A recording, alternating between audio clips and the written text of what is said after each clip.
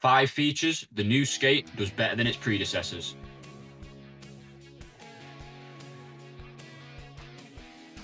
No need for an introduction, let's cut the waffle to a minimum and get straight into it. Welcome to the Blunt Slider Show. Number 5, quick drop objects. Starting with a massive quality of life fix, I'm sure all the builders out there will celebrate with me. Placed objects don't move when collided with. In the old games, placing a perfect rail and then bailing into it was a death sentence for your setup, often costing time and effort to put it right again. Now, I know in the previous editions you could set an object to a session marker, and every time you would return to that session marker, your object would reset, but having to re-tag them every time you want to skate them gets tedious very quickly. With the new quick drop tools, once you place a ramp, rail or prop down, it's permanently locked in place. You can only move it once you're back in the quick drop object menu. This means that your beautifully crafted spots stay perfect, even if your tricks aren't. No more raging at the physics then, hopefully. Number 4, skatable environment. The original games had sticky spots, locations that look perfect to skate but full of friction-inducing patches that slow you down. Also, if it wasn't a designated curb or rail, your board just won't stick to it. The new physics engine is far more forgiving and intuitive. Practically every solid surface in the world environment is now fair game. Crucially, every sharp edge is grindable, which wasn't the case in predecessors like Skate 2, where even the more obvious reachable sharp edges were often ungrindable.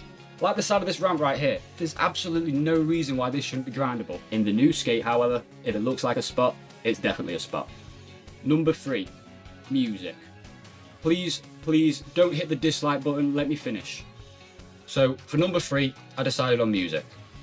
I'm not talking about the playlists themselves, as YouTube's licensing and copyright rules makes it difficult to go into detail. It's also very subjective and everyone's taste is different.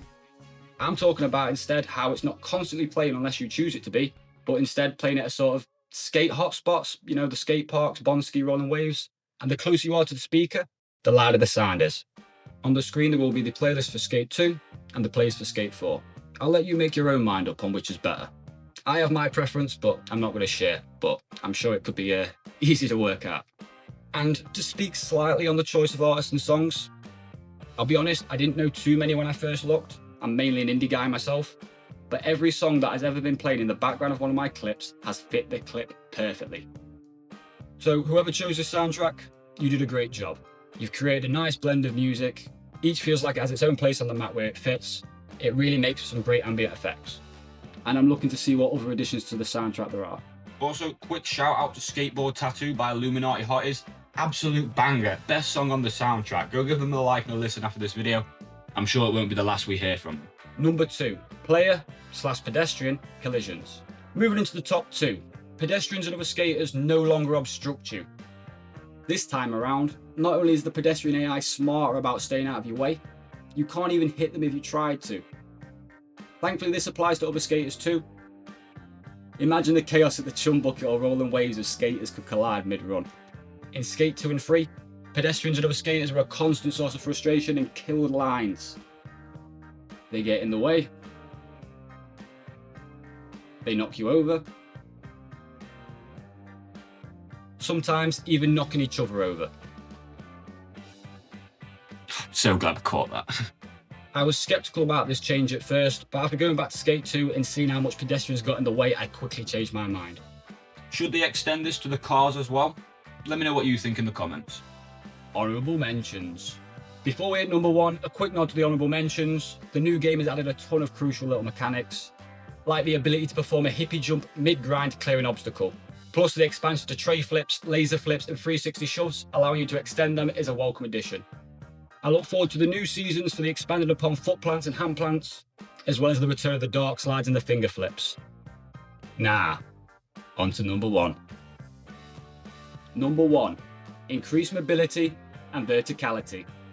The number 1 thing this skate has done better than its predecessors, and it is a clear winner. We no longer feel tethered to the ground. We have true freedom to find those unique high spots and discover every angle of the map. Though to be fair, the old games were limited by console power, so I can see why it wasn't possible sooner. The new climbing, gliding and parkour mechanics let you scramble up walls and ledges, perform wall runs and alter your body mid-air to alter your wind resistance, whilst the new object dropper lets you Minecraft tower your way to any spot not attainable by those methods. This combined with the immense amount of buildings in the map opens up so many possibilities for lines and gaps, it's unreal. So by right, this has to take the top spot. Now, I'm aware this might be a controversial one for you, because it's this which enables the spread eagle skydiving gameplay. But as somebody who barely engages with those mechanics, I can safely say it's a fair trade-off. I never want to see scenes like this in gaming again, where I have to stand jumping for 2 minutes straight just to drop in from a little bit higher. Never again.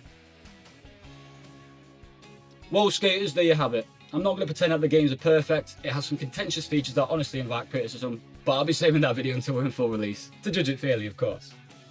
Nevertheless, these 5 changes prove that the new skate is a monumental step forward.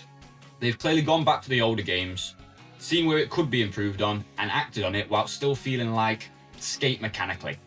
This is a worthy successor to the original trilogy, and I look forward to seeing what it turns into.